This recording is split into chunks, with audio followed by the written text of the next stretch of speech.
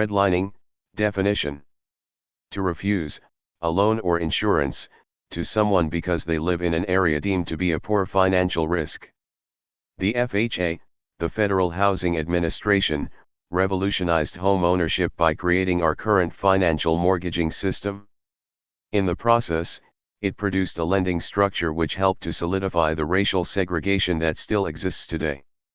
The Federal Housing Administration is a government agency, established by the National Housing Act of 1934, to regulate interest rates and mortgage terms after the banking crisis of the 1930s.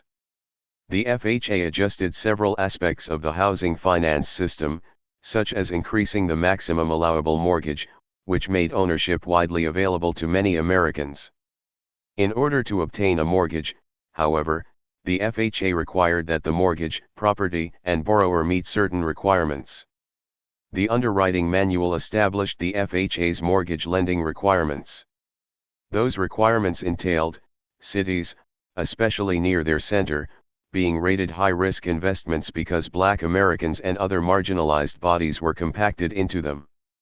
Suburban developments on the outskirts of those cities were rated the highest for investment because they were exclusive to whites.